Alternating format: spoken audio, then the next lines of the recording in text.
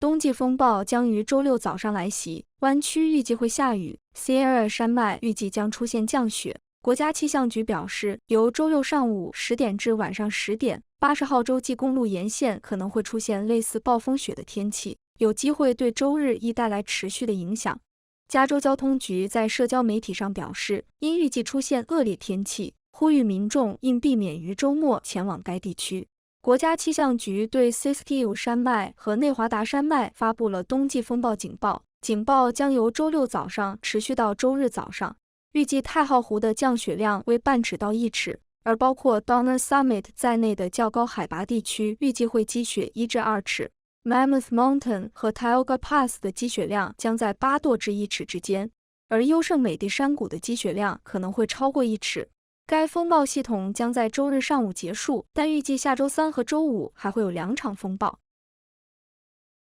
天下卫视记者编辑报道。